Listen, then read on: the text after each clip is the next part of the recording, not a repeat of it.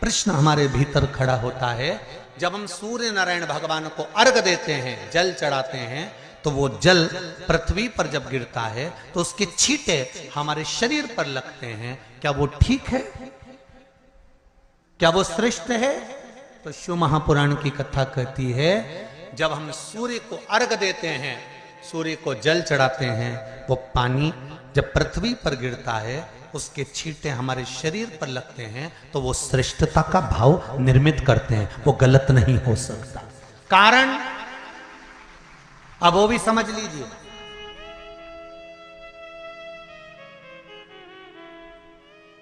अब सूर्य नारायण भगवान को आप जल चढ़ा रहे हो तो छींटे नहीं लगे, उसके लिए क्या स्टूल पे चढ़ के चढ़ाओगे कि कुर्सी पे चढ़ के चढ़ाओगे? अरे बोलो तो सही। अब कई लोगों के दिमाग में यह बात भरा गई कि हम भगवान को जल चढ़ाते हैं, वो हमारे शरीर में छींटे लगते हैं, जमीन पे से पानी गिरता है, वो हमारे शरीर को छींटे लगते हैं, भगवान को अच्छा नहीं लगता होगा। कौन ने कहा? पहले तो उसको पकड़ के ला। क्योंकि मेरे राम जी महाराज, मेरे भगवान कृष्ण, बड़े बड़े संत, साधु, सन्यासी, तपस्वी, साधक, उपासक जितने भी हुए, जिन्होंने सूर्य की आराधना करी, इन्होंने टेबल पे चढ़कर या कुर्सी पे चढ़कर जल नहीं चढ़ाया। इन्होंने पृथ्वी पर खड़े होकर ही, क्योंकि पृथ्वी तत्व के देव हैं शिव।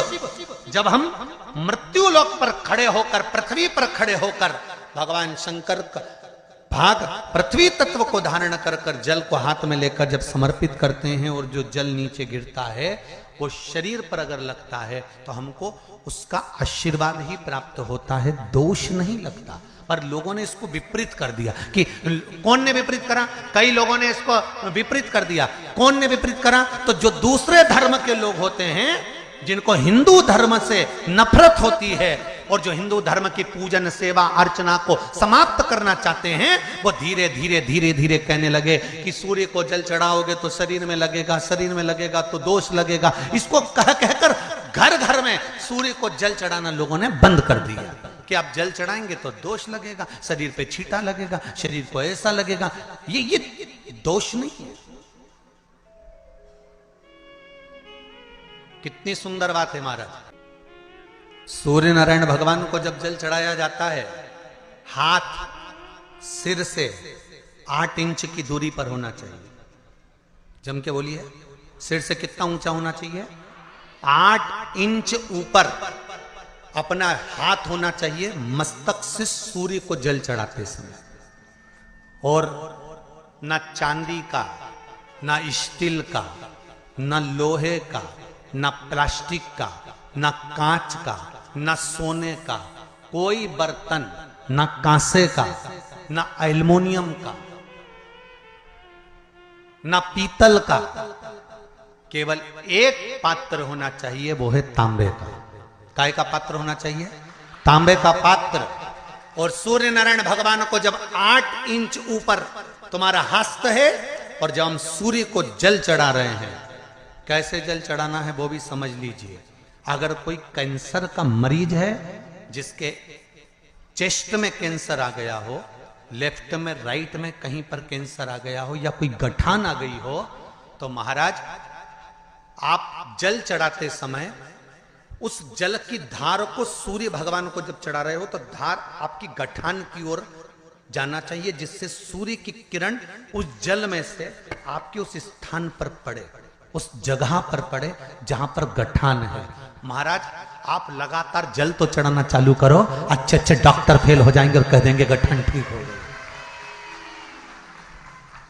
आपका लीवर और किडनी गड़बड़ कर रहा है, आप प्रतिदिन, आपका स्वास्थ्य गड़बड़ रहता है, आप प्रतिदिन ये ज्योतिष शास्त्र के अंतर्गत, रत्न शास्त्र के अंतर्गत, ये रत्न शास्त्र, ज्योतिष शास्त्र, रंग शास्त्र जो हमारे यहाँ है, रंगों के हिसाब से ये जितने रत्न होते हैं, माणिक हुआ, मोती हुआ, नीलम हुआ, मूंगा हुआ, पुखराज हुआ, ये क्यों कहते हैं ये पीला है, ये सफेद है, ये नीला है, ये लाल है, इसको शरीर में क्यों पहनाते हैं? उसका कारण होता है कि जब शरीर में पहनते हैं, सूर्य की किरण उसमें पड़ती है, हमारे शरीर पर वो कलर का इफेक्ट पड़ता है, उस कलर को शरीर पर लगता है, और शरीर पर लगता है तो हमारा शरीर धीरे धीरे, हमारी जो इंद्रियां हैं वो सही होने लगती हैं, काम सही होने लगता है। तो आप प्रसंग है, पहले कभी स्मरण में नहीं आया, पर आज स्मरण में आया है नखपुरा में, तो बड़े सावधानी से सुनिएगा। एक बार मां आद्य शक्ति पार्वती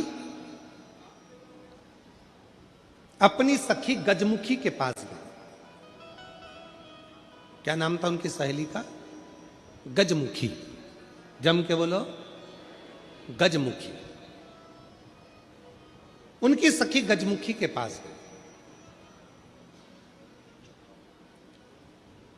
ध्यान देना थोड़ा सा। एक शिवजी के गण नंदी और एक पार्वती जी की सहेली गजमुखी। कहते हैं शंकर भगवान के गण नंदी इतने सुंदर थे, इतने सुंदर थे कि उनको देखकर अप्सराएं भी उनकी ओर आसक्त हो जाती थी। इतने सुंदर, इतने सुंदर। तब बाबा देवादिदेव महादेव की आराधना में नंदी लग गए। शिवजी ने कहा वर मांगो तुमको क्या चाहिए, तो कहा कि मेरा मुख बदल दो, मुझे ये मनुष्य का चेहरा नहीं चाहिए।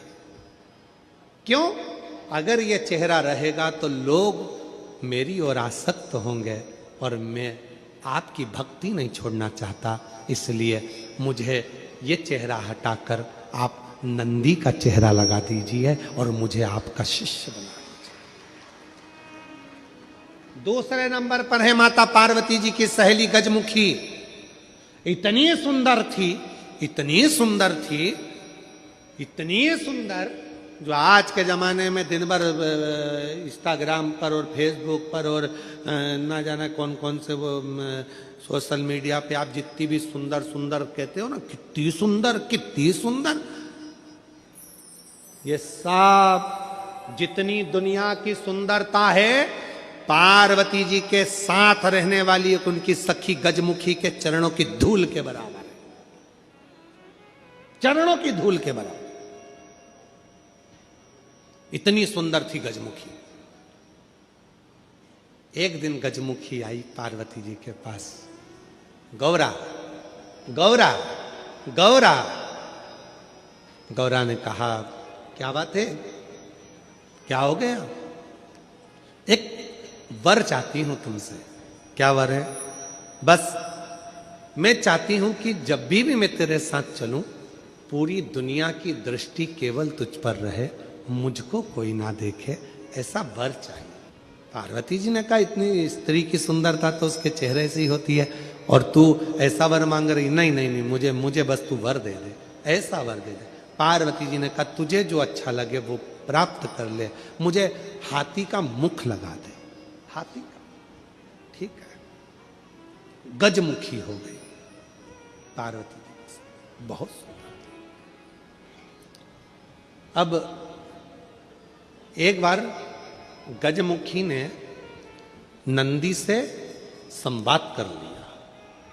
बहुत सुंदर प्रसंग है, थोड़ा ध्यान देना। पहली बार स्मरण में आया इसलिए उसको सुनाने का मन कर गया। बहुत सुंदर। गजमुखी ने नंदी से एक बार संवाद कर लिया। दोनों की खिंचातानी होने लगी। नंदी कहने लगे भोलेनाथ जी के भार को मैं अपने कंधे पर लेकर चलता हूं, मेरी पीठ पर शिव और शक्ति दोनों विराजमान होते हैं, मैं उन दोनों को भ्रमण कराते रहता हूं। देखा मुझ में बल, मैं शिव और शक्ति को अपनी पीठ पर बिठाकर घुमाता रहता हूं। गजमुखी सुनती रही, सुनती रही। गजमुखी ने कहा रे नंदी, ये तेरा भ्रम है कि तू शिव को उठाकर लेकर जा रहा। ये तेरा भ्रम है कि शंकर भगवान तेरी पीठ पर बैठकर जा रहे हैं। शंकर भगवान को लंका का राजा रावण भी ले जाना चाहता था, पर भगवान शंकर ने अपने अंगूठे को, मात्र पांव के अंगूठे के नख को इतना सा दबाया था और रावण ने पूरा बल लगा दिया था तो नहीं उठा पाया था। जरा सोच नंदी, वो तो शंकर भगवान की कृपा है तुझ पर, इसलिए शिव जब तुझ पर बैठते हैं हल्के हो जाते हैं, इसलिए तेरे साथ चले जाते हैं। पर नंदी मानने को तैयार नहीं। जब नंदी नहीं माना तब गजमुखी ने कहा कि नंदी मेरी बात मान ले।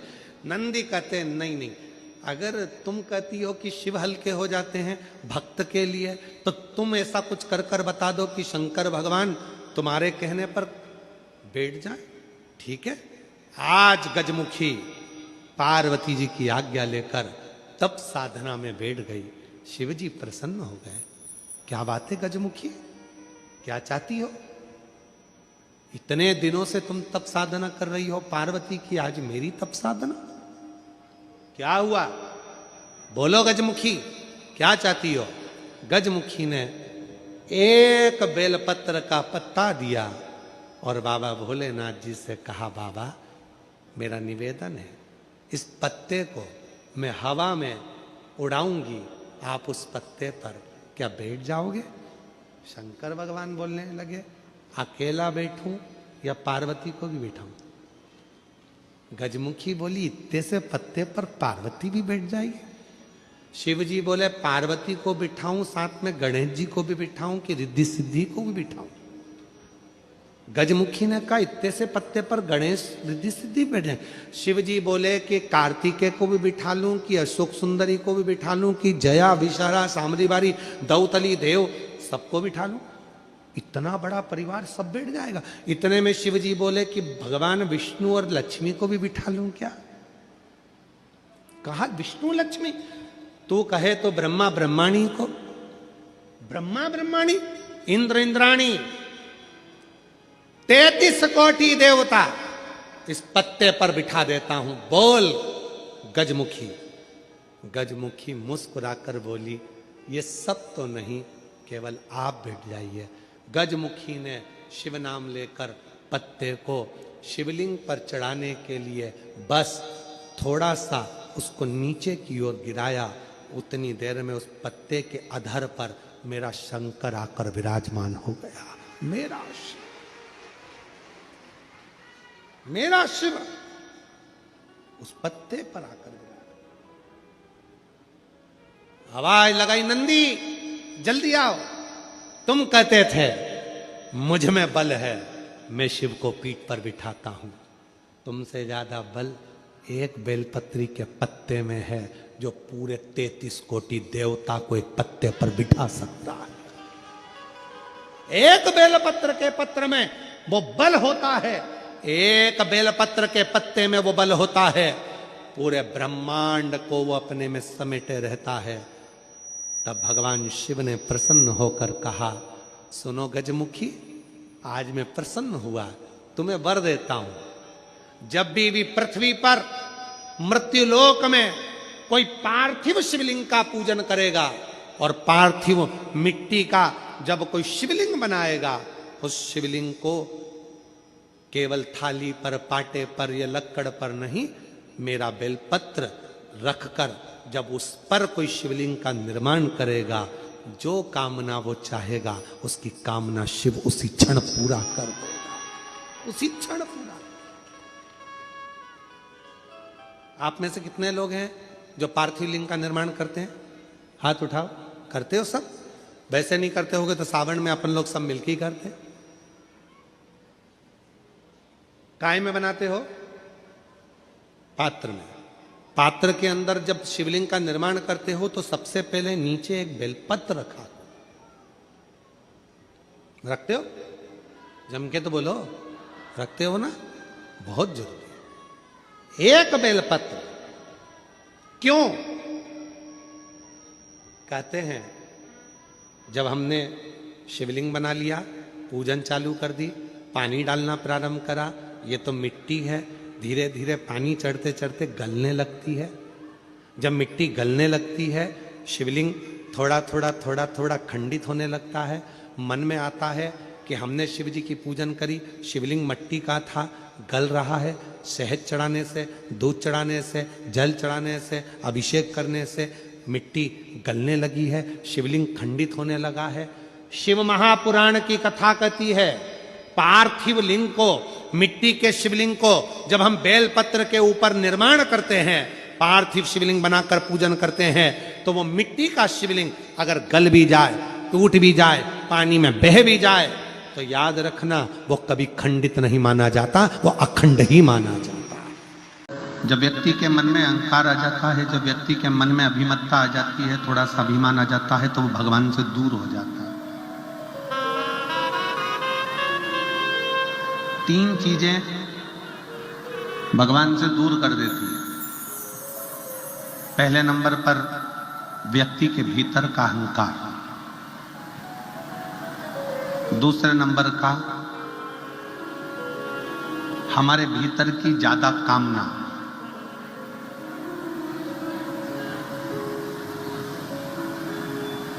तीसरे नंबर पर लोभ।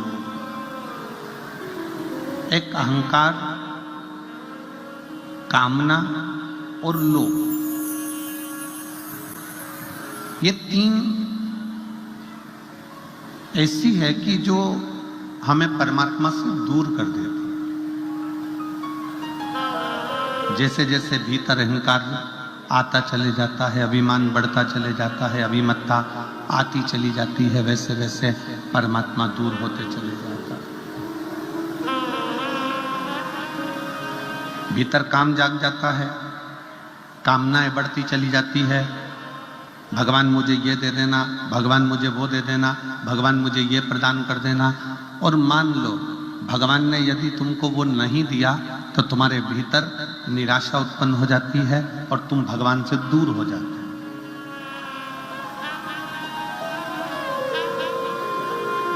एक भीतर की ज्यादा कामना भी परमात्मा से दूर कर देती है। एक हमारे भीतर का लोभ,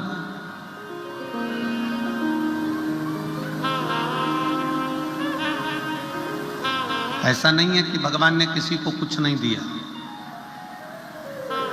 शिव महापुराण की कथा कहती है, भगवान शंकर का चरित्र कथा है, शिव महापुराण की कथा कहती है कि पृथ्वी पर जब मनुष्य जन्म लेता है, पृथ्वी पर जब मानव जन्म ले रहा होता है, तब मेरे विश्वनाथ उसके ललाट पर ये लिखकर भेज देते हैं कि तू जितनी मेहनत करेगा उतना तुझे फल प्राप्त होता चले जाएगा। तू जितनी मेहनत कर,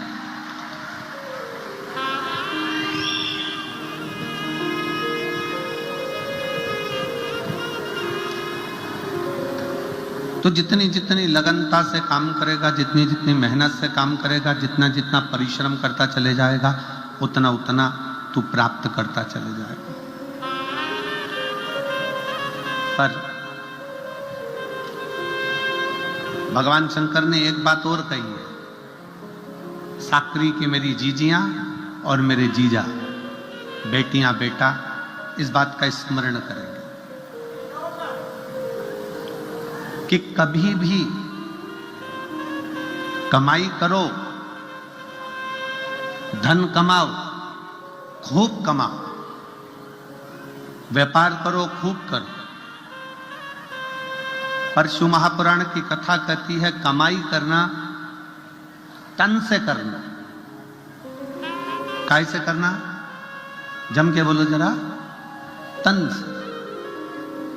कमाई करना तन से करना। इस कमाई को मन तक लेकर मत जाओ। क्यों?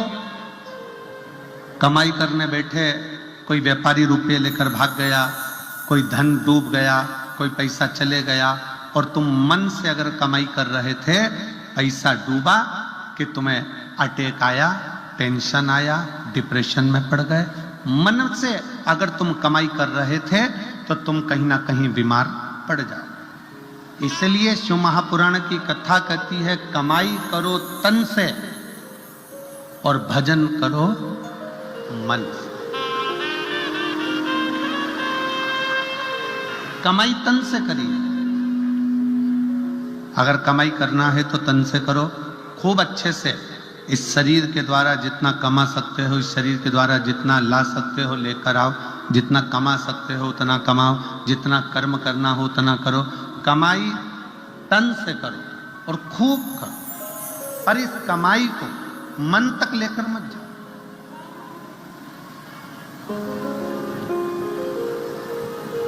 घाटा लग गया, टेंशन बढ़ गया, ज्यादा धन आ गया, टेंशन बढ़ गया।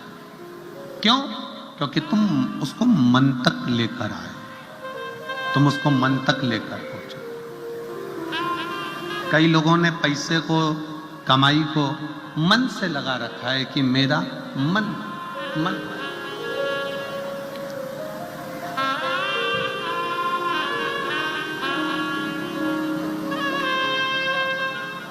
शिव महापुराण की कथा कहती है तुम्हारी कमाई, तुम्हारा धन मन तक नहीं जाना चाहिए।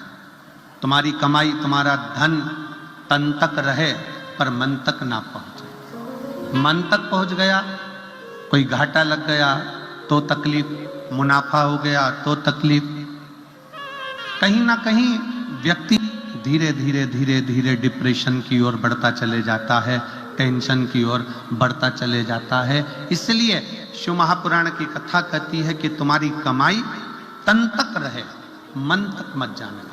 और भजन, शंकर की भक्ति कर रहे हो, शिव जी के मंदिर में जाकर एक लोटा जल चढ़ा रहे हो, शंकर का गुणगान कर रहे हो, शिव महापुराण की कथा श्रवण कर रहे हो, शिव मंदिर में झाड़ू लगा रहे हो, शंकर के मंदिर में पोछा लगा रहे हो, शंकर के मंदिर में जाकर अर्चना कर रहे हो, बेलपत्र चढ़ा रहे हो, चावल चढ़ा रहे हो, गेहूं चढ़ा रहे हो, कुछ भी तुम शंकर जी की आराधना में लगे हो, तो इतना याद रखना कि भगवान की भक्ति तन से मत करना, भगवान की भक्ति जितना करना मन से करना। अगर भगवान की भक्ति तन से होती तो जो आंखों से अंधे हैं वो कभी ना कर पाते, जो हाथ से टूटे हुए हैं, शरीर का कोई हाथ टूटा है, कहीं पांव टूटा है, वो भगवान की भक्ति नहीं कर पाते। किसी की श्रवण शक्ति बेकार होती, वो भगवान की भक्ति नहीं कर पाते। किसी की जिह्वा नहीं चल पाती, वो भगवान की भक्ति नहीं कर पाते। शिव पुराण कह रही है भगवान की भक्ति करने के लिए तन कैसा है, गोरे हो काले हो, अच्छे हो विकलांग नहीं हो, कोई विकलांग है, कोई अच्छा नहीं है, कोई मालूम पड़े रोगीला है, कोई दुखी है, कोई तकलीफ में है, कोई धनपति है, कोई करोड़पति है, कोई रोड़पति है। तो शिव पुराण की कथा कर रही है कि भगवान ने